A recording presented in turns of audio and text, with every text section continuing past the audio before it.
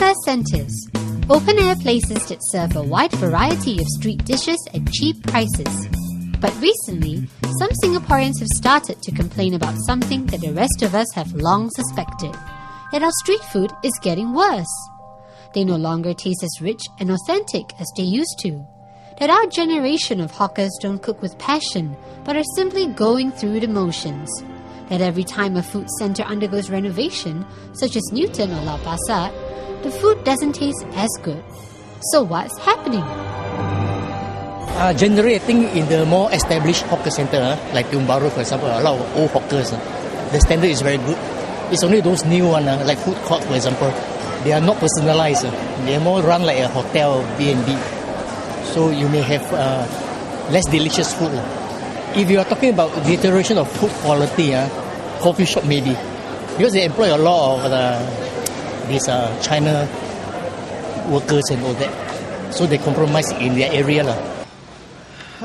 Foreign hawkers. I mean, if you spend your youth or your childhood in a different country and you don't know what our hawker food is supposed to taste like, of course there's going to be a problem, right? You can't just employ someone from a different country and say, this is the way you cook it. He'll just do it like a robot, right? I mean, in that way, you're not going to get a really good char kway teow. Sad to say is that most of the hawker centres that have actually upgraded to become air-conditioned has actually dropped in terms of their standard because of the higher rental that forces those older hawkers generation to actually move out from there. I think ultimately it's because of the long working hours and it's tough. It's not easy being a hawker, and I think Singaporeans, especially the younger generation, is because they are brought up in a very comfort environment. Chef Nicholas Lin, one of the owners of Palatipus Test Kitchen, offers us his perspective. I think the food cost nowadays is kind of expensive, and especially with ingredient costs getting more and more expensive, it is quite hard for hawkers to maintain the same kind of quality.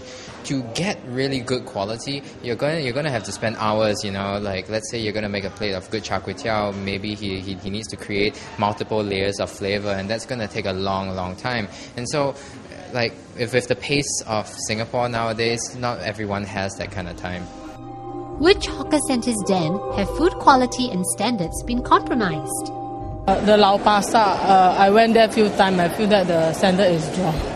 Sorry to say that. In terms of hygiene, in terms of food quality, it's not up to my standard. Shun Fu Road, it used to be known as Lakeview, then Lakeview got demolished. They moved the hawkers over to Shun Fu Road. But what happened was that the hawkers found it more profitable to sublet their stalls, the stalls that NEA gave them to other hawkers. So the standard did drop a lot. The one at Chom Chom, in the past, the food was very good. I would say it's one of the best in Singapore in the past. Maybe 10 years or 8 years ago.